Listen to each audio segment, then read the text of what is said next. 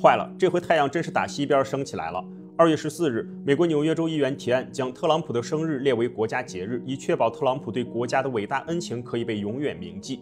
2月18日，美驻华大使馆发推说，特朗普2进宫不到1个月，却已经可称是美国现代史上影响最重大、最积极的总统之一。共和党议员奥格尔斯附议，治世不一道，变国不伐古，提议我们要允许特朗普连任第3任总统。大侄子们曾深信，美国没有人情世故，霍金不需要敬酒，你可一边玩去吧。美利坚想进步的人简直不要太多。现在社会风气是真的变了，反对将军、理解将军、超越将军，东方不亮西方亮，一举填补了西半球没有太阳的空白。大家好啊，我是元仔。还是特朗普有活，这才上来短短1个月，给人感觉比登子4年加起来的乐子都多。相比以上这些暗戳戳的人情世故，白宫官方光明正大的舔，那才叫一个绝。最近，白宫官网出现了一篇恩情含量爆表的雄文，标题叫《在特朗普的坚强领导下，咱一天24小时都在赢》。正文中不仅展示了过去1周取得的众多胜利中的一小部分，更是直接给出了赢麻了的标准美式直译，叫 endless wins， 赢得没边了，赢无止境，赢当，不是小麻是大麻。在其文章列表中，特朗普的出现必意味着伟大、光明、正确，比如特朗普效应并未放缓，特朗普总统要求公平互惠的贸易，特朗普政府遵守法律，唐纳德·特朗普总统将马克·福格尔带回家。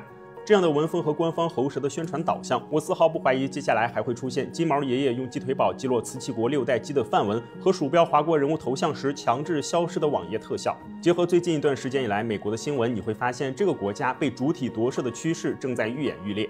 首先是1月30日，华盛顿撞击空难新闻发布会，几个上台发言的美国一品大员位极人臣，说人话前也必须先感谢特朗普的伟大领导。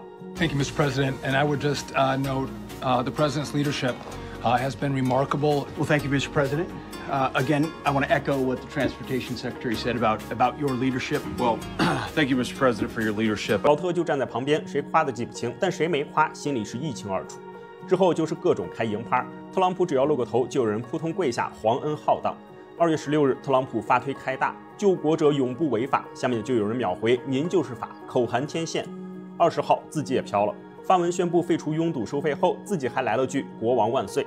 下面人一看，好家伙，这送到眼前的从龙之功。白宫副幕僚长泰勒转发了这条消息，并用 AI 给配了张营王加冕图。白宫作为北墨西哥营学大本营，不甘示弱，配文拥堵收费已死，曼哈顿和新乡都被解了放，大美星川普王。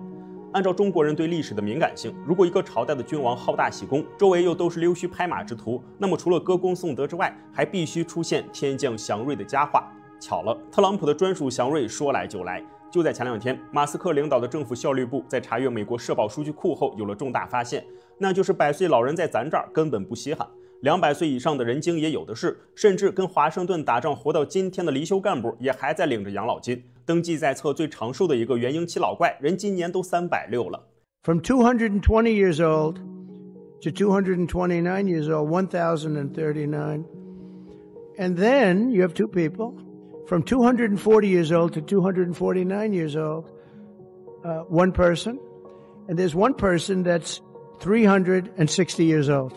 怪不得以前看新闻，美国动不动就给人判几百年，原来这国情还真有可行性。